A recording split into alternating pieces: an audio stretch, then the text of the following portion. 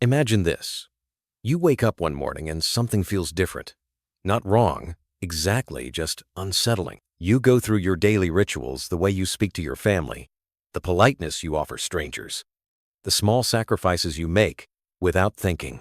And then it hits you, a question so sharp it cuts through the comfortable fog of routine. What if none of this is really you? What if every should you've ever obeyed, every moral impulse you've trusted, every moment you've held back your true desires, what if all of it was planted in you? Not by your parents alone, not by your teachers or your culture, but by something far older, far more insidious. A psychological architecture built over millennia designed not to liberate you, but to tame you. In this video, we are going to explore the dark side of morality, the side that few dare to confront, yet silently shapes the lives of billions. We'll uncover what Nietzsche truly meant when he declared that God is dead, and why this wasn't a celebration of chaos, but a warning to those who live without questioning their inherited values. Stay with me until the end, because the last insight we'll reveal is perhaps the most liberating and the most unsettling truth Nietzsche ever proposed. Before we begin, take a second to subscribe to the channel, leave your like, and share this video with someone who loves exploring the hidden depths of philosophy, psychology, and the human condition. Because what we're about to uncover might change the way you understand morality, religion, and even yourself. You tell yourself you're a good person. You believe in right and wrong. You feel guilt when you transgress and pride when you sacrifice. But here's the disturbing part. Who decided what good means? Not you. You inherited it.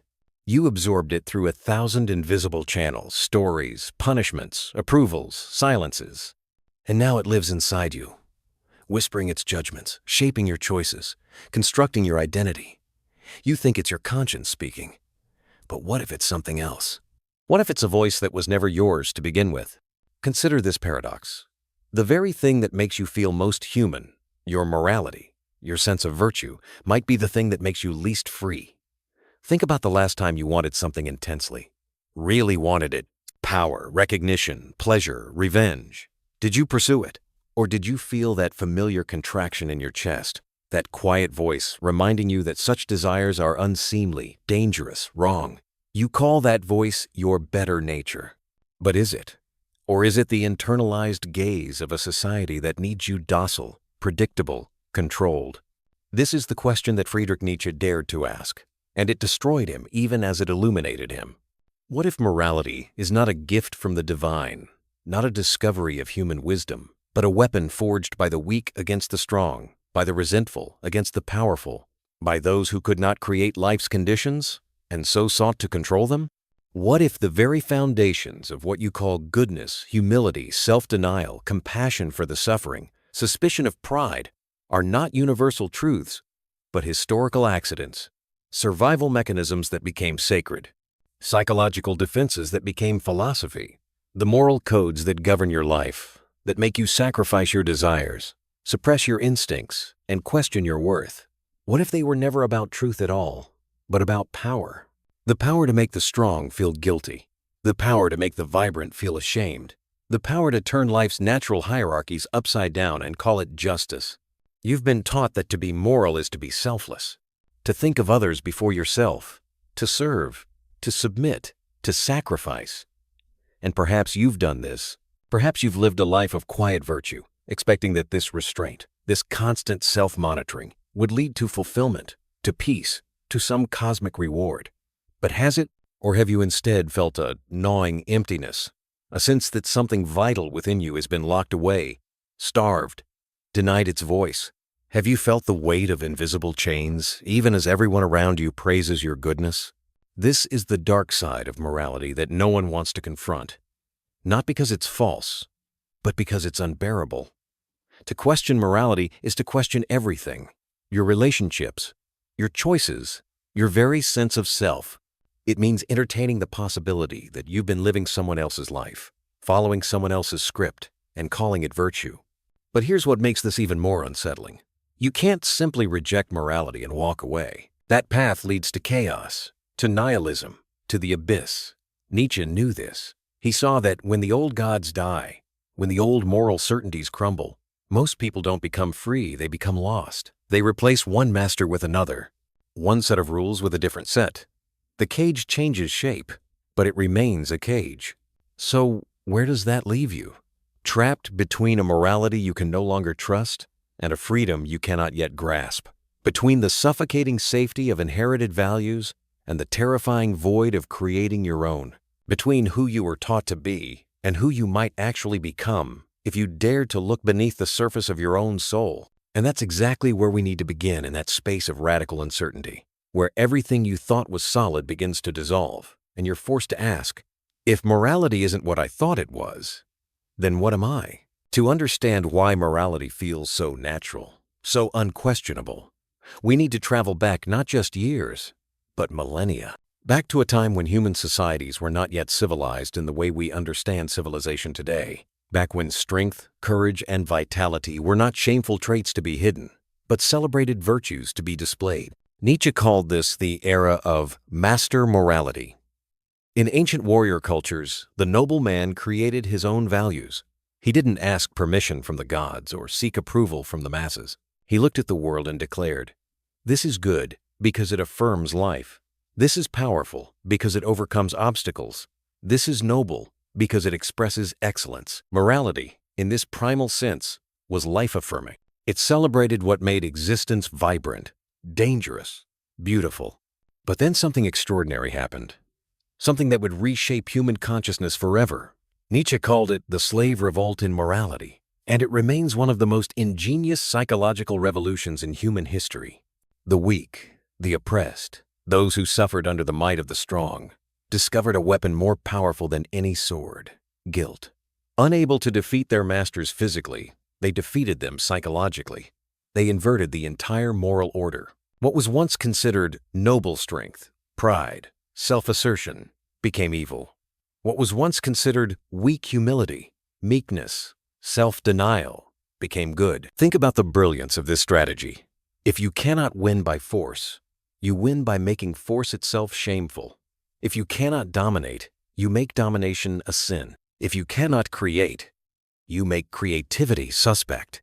You take the very instincts that gave your oppressors power, and you poison them with guilt, shame, and moral condemnation. This is what Nietzsche saw in Christian morality, the ultimate triumph of resentment, that uniquely human form of resentment that doesn't just hate its enemy, but seeks to transform the entire value system to make the enemy feel guilty for existing.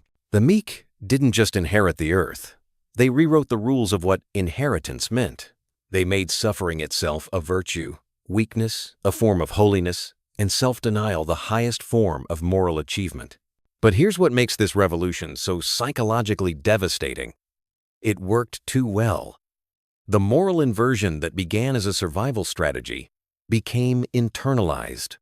It moved from being an external rule imposed by society to an internal voice that polices your every thought and desire. Carl Jung would later call this the shadow, the part of yourself you've learned to reject, suppress, and deny because it doesn't fit the moral image you're supposed to embody. Your instincts for power, for self-expression, for asserting your will, these aren't gone. They can't be eliminated. They're part of what makes you alive, but morality taught you to turn them inward, to direct them against yourself. Nietzsche observed that man became the animal that could make promises, but in doing so, man also became the animal that could feel guilt, shame, and self-hatred, the creature that could punish itself for its own existence. This is the birth of what Nietzsche called the bad conscience. Your natural drives toward aggression, sexuality. Ambition drives that once flowed outward into action, creation, conquest are now blocked by moral prohibitions. But energy doesn't just disappear. It redirects. It turns inward. And when it does, it becomes toxic. It becomes the voice that tells you you're not good enough, that your desires are shameful, that your very nature is something to be overcome. Arthur Schopenhauer understood this too, though from a different angle.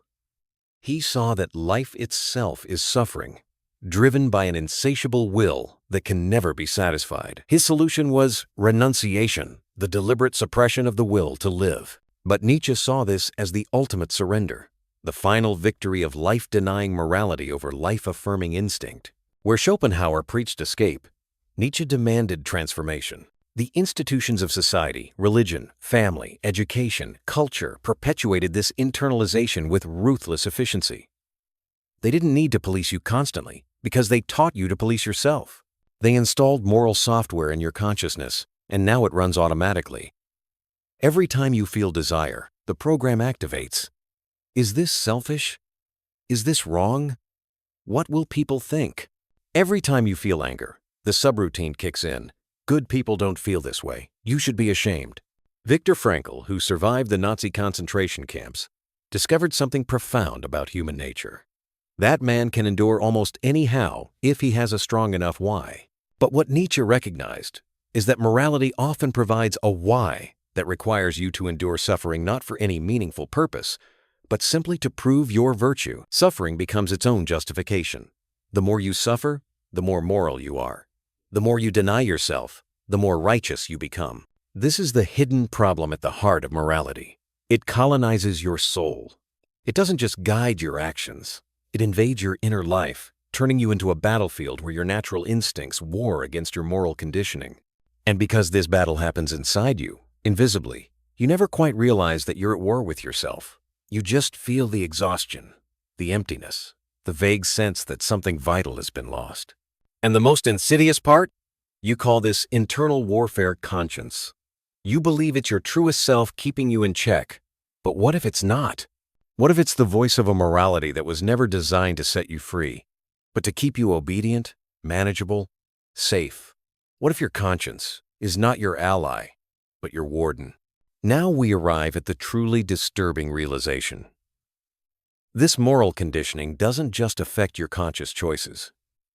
It reshapes your entire reality at a level so deep you mistake it for your nature itself. The consequences are everywhere, yet invisible. Like gravity, you feel their effects without ever seeing the force. Consider what happens to a person raised under the tyranny of guilt-based morality. You don't just learn to avoid certain behaviors, you learn to fear your own desires. When a child reaches for something they want and is told, "That's selfish," they don't just learn not to take. They learn that wanting itself is dangerous. The desire doesn't disappear. It goes underground into what Freud called the unconscious, where it festers and mutates. This is why societies that preach the loudest about purity and virtue often harbor the darkest pathologies. The repression of natural instinct doesn't eliminate those instincts. It merely drives them into shadow, where they return in distorted, destructive forms. Sexual repression breeds obsession and perversion. The suppression of anger creates passive aggression and vindictiveness. The denial of ambition manifests as envy disguised as moral righteousness. Nietzsche saw this pattern with surgical clarity. The repression of instinct breeds corruption because what is denied in consciousness seeks expression elsewhere. The monk who flagellates himself for impure thoughts is locked in a more intimate relationship with those thoughts than the person who simply acknowledges desire and moves on. The moralist who condemns others most harshly is often projecting their own denied impulses outward, punishing in others what they cannot accept in themselves. This creates what psychologists now recognize as cognitive dissonance, the painful gap between what you genuinely feel and what you believe you should feel. You're angry, but you tell yourself good people don't get angry. You're ambitious, but you've been taught that humility is holier than achievement. You want recognition, but you've learned that seeking attention is vain. So, you develop elaborate mechanisms to rationalize, suppress, and deny. You become, in Sartre's terms, a being in bad faith, someone who lies to themselves about their own freedom and desires. The neurological reality of this is fascinating and horrifying. Your brain has a negativity bias. It's wired to notice threats and remember pain more vividly than pleasure. Moral conditioning exploits this bias ruthlessly. Guilt activates the same neural pathways as physical pain. Shame triggers the same threat response as actual danger. Your moral programming quite literally hurts you when you transgress, creating a Pavlovian response that keeps you in line. But here's the cruel irony. This pain doesn't make you better. It makes you smaller. Each time you suppress a natural desire out of moral fear rather than conscious choice, you're not transcending your nature, you're fragmenting yourself. You're creating what Jung called a split personality, where your conscious self presents one face to the world while your unconscious self seethes with all the desires and impulses you've disowned. This fragmentation has profound social consequences. When everyone is hiding their true nature behind moral masks, authentic connection becomes impossible. Relationships become performances. You don't show people who you are. You show them who you think they need you to be. And because everyone else is doing the same thing, we create a society of strangers play-acting intimacy, all desperately lonely beneath our virtuous facades. The ultimate consequence is this: you stop living your own life. You become a character in someone else's story, following someone else's script, pursuing someone else's definition of success, and calling it virtue. Your days fill with obligations you never chose, relationships you maintain out of duty rather than desire, work that serves purposes you don't truly value, all in service to a moral code you've never questioned. And when you finally pause, when the busyness stops and you're alone with yourself, you feel it, the emptiness, the sense that something essential is missing. You've done everything right, followed all the rules, been a good person by every external measure. So why does it feel so hollow? Why does your accomplishment taste like ash? Why, despite all your sacrifice and virtue, do you feel so profoundly unfree? Because you are unfree. The cage is invisible, but it's real, and the bars are made of guilt, shame, and inherited moral judgments you've never examined. This is the unseen consequence of morality. It doesn't just constrain your behavior, it colonizes your consciousness, making you a stranger to yourself. So, how do you escape? How do you break free from centuries of conditioning without descending into chaos? This is where Nietzsche's philosophy becomes not just diagnostic, but transformative. He doesn't ask you to abandon morality, he asks you to recreate it. The first step is recognition. You must see the chains before you can break them. Start paying attention to that voice in your head, the one that immediately judges your thoughts and feelings. Where does it come from? Is it really your voice? Or is it an echo of parents, teachers, priests, society? When you feel guilt, pause and ask, who taught me to feel guilty about this? What purpose does this guilt serve? Nietzsche called this process becoming who you are. But it's actually more accurate to say it's about discovering who you are beneath the layers of moral conditioning. It's archaeological work, digging through the sediment of inherited values to find the bedrock of your authentic self. And this work is painful because you'll discover that much of what you thought was you is actually a construction built to make you acceptable to others. This is where the concept of self-overcoming becomes crucial. Nietzsche didn't believe in a fixed, essential self waiting to be discovered. He believed in a self that creates itself through choices, through struggle, through the courage to confront and integrate its own contradictions. You don't find yourself, you forge yourself. And the material you work with includes all those instincts and desires that morality taught you to deny. Think of fire, as Nietzsche did. Fire can destroy or illuminate, consume or warm, depending on how it's mastered. Your natural instincts, your aggression, your desire for power, your sexual energy, your ambition are like that fire. Traditional morality tells you to extinguish them, to pour water on the flames until nothing remains but cold, dead ash. But Nietzsche says, master the fire. Learn to channel it, to give it purpose, to use its energy for creation rather than destruction. This is not a call to cruelty or selfishness. It's a call to honesty. To stop pretending you don't feel what you feel.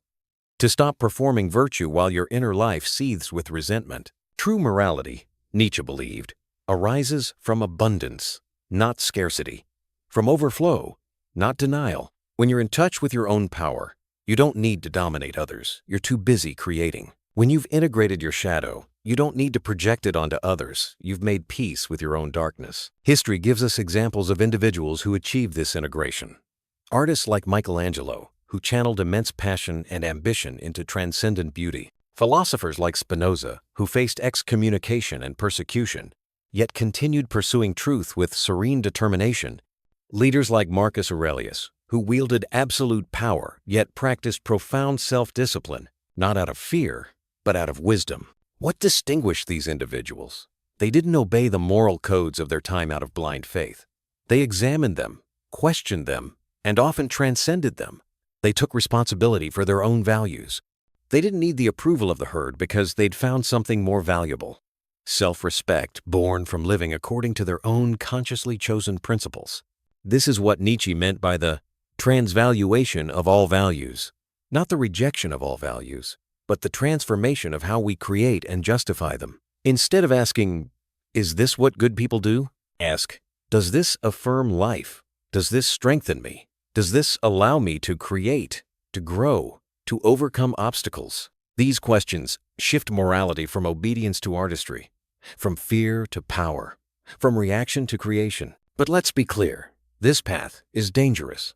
Nietzsche warned, "He who fights with monsters should be careful lest he become a monster." And if you gaze long into an abyss, the abyss gazes also into you. When you begin questioning everything, you risk losing your moorings entirely. When you reject inherited values, you face the vertigo of absolute freedom. This is why most people never begin the journey they sense correctly, that once you start, there's no going back to comfortable illusions.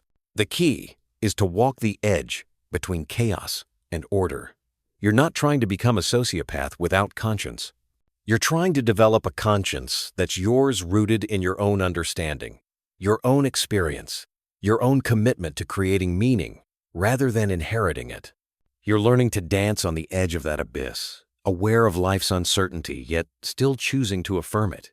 This requires what Nietzsche called amor fati, the love of fate, the ability to say yes to your life, to every aspect of it, even its pain and failures, not a passive acceptance, but an active affirmation. This happened, and I will transform it into something valuable.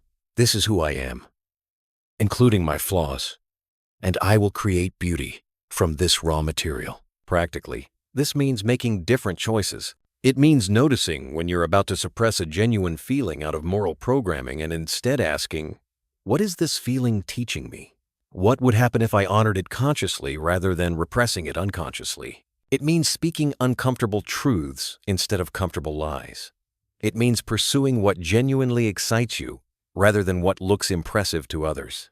It means, above all, accepting the weight of your own freedom. No more hiding behind, "That's just how things are done," or "This is what good people do." You choose, and you bear the consequences of your choices. This is heavy, but it's also liberating in a way that following rules can never be. Because when you create your own values, when you take responsibility for your own moral framework, something remarkable happens. You become solid, not rigid, but grounded. You're no longer blown about by every changing moral fashion. You're no longer desperate for approval because you've found something better: self-approval, based on living with integrity to your own consciously chosen principles. This is the rebellion Nietzsche calls for. Not a rebellion into chaos, but a rebellion into authenticity. Not the destruction of morality, but its transformation. The creation of what he called the Übermensch. Not a Superman who dominates others, but an overman who has overcome himself, who has mastered his own nature and forged it into something remarkable. Now we arrive at the heart of it all, the revelation that ties everything together and splits reality open. The truth that Nietzsche spent his entire philosophical life circling, the one that ultimately consumed him even as it illuminated the future of human consciousness. Here it is. Morality is not your enemy. Fear is. All this time, you thought the problem was the moral codes themselves, the rules about humility, self-denial, compassion for the weak. But Nietzsche's deepest insight wasn't that these values are inherently wrong. It's that we adopted them out of fear rather than strength. We embraced self-denial not because it made us more alive, but because we were afraid of our own aliveness. We chose humility not out of wisdom, but out of terror at our own potential for greatness. The dark side of morality isn't that it restrains us, it's that it reveals our cowardice. This is the test of eternal recurrence, Nietzsche's thought experiment designed to reveal your relationship with your own existence. If the answer is no, if you would change things, if you would undo mistakes, if you would take back choices, then you're not truly living. You're enduring. You're surviving. You're making compromises with existence, hoping that someday, somehow, things will be different enough to justify all this struggle. But if the answer is yes, if you could embrace your life so completely that you'd choose to live it eternally, exactly as it is, then you've achieved something remarkable. You've transcended the need for external justification. You've stopped waiting for divine reward or fearing cosmic punishment. You've made peace with the chaos of existence and found beauty in it. You've become, in the deepest sense, free. This is amor fati in its purest form. Not just accepting your fate, but loving it. Every betrayal that taught you discernment, every failure that revealed your resilience, every loss that showed you what truly matters, every mistake that forced you to grow, every moment of suffering that deepened your capacity for joy. All of it, the entirety of your existence, can you love it? Can you affirm it? Can you say, yes, this is my life, and I would choose it again? Most people can't. Most people spend their lives in regret, resentment, or resignation. They're angry about what was done to them, guilty about what they've done to others, afraid of what might happen next. They live in a perpetual state of moral negotiation, trying to balance their accounts with the universe, hoping that if they're good enough, deny themselves enough, sacrifice enough, then maybe it will all make sense in the end. But Nietzsche's ultimate truth shatters that hope and replaces it with something harder but infinitely more powerful. There is no justification coming. No external authority will tell you your life was worthwhile. No cosmic judge will validate your choices. You must create your own meaning, affirm your own existence, become your own authority. This is what it means to live beyond good and evil. Not without conscience, but without illusion. Not without values, but without borrowed ones. Not without morality, but with a morality you've forged yourself from the raw materials of your instincts, your experience, your suffering, and your joy. Imagine a world of such individuals. Not a world of chaos, but a world of authenticity, where people act from conviction rather than conformity, where strength means integrity rather than domination, where morality is not a cage but a canvas, not a burden but a creation, where each person takes full responsibility for who they are and what they do, without excuses, without resentment, without hiding behind inherited rules. That world terrifies most people because it requires something we've been taught to suppress: courage.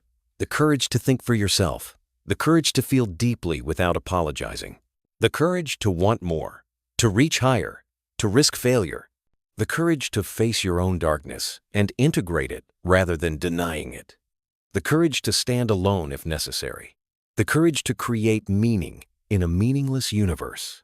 This is Nietzsche's final gift to you, the recognition that you don't need permission to become who you are. You don't need the world to understand. You don't need morality to authorize your existence. You already have everything you need. You've just been taught to fear it, suppress it, deny it.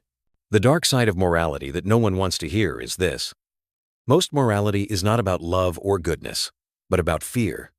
Fear of life, fear of power, fear of freedom. And until you face that fear, until you stop hiding behind moral rules and start living from conscious choice, you will never be free. You will never be fully alive. You will never become what you could be. So here's the question Nietzsche leaves you with, the one that will haunt you long after you've finished reading these words. If you knew you had to live this exact life again, eternally, would you change how you're living right now? Would you stop performing virtue and start expressing truth? Would you stop obeying out of fear and start choosing out of strength?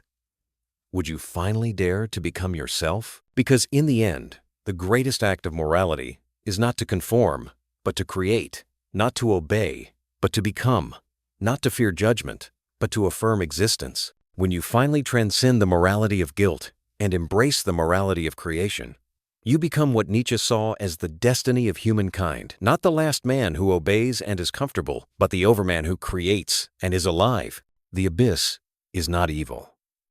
It's possibility. The chaos within you is not sin. It's creative potential. The darkness you've been taught to fear is not your enemy. It's the raw material from which you forge your truest self. So stop asking what is right according to others. Ask instead, what makes me more alive? Stop hiding behind moral masks. Dare to look within and say, this is who I am. Stop waiting for permission to exist fully. The only permission you need is the permission you give yourself. And when you finally do, when you finally step beyond good and evil into the realm of conscious creation, you'll understand Nietzsche's most profound and unsettling truth. Freedom is not a gift. It's a burden you must choose to carry. And in choosing to carry it, in affirming your existence despite its weight, you become more than you ever imagined possible. You become real.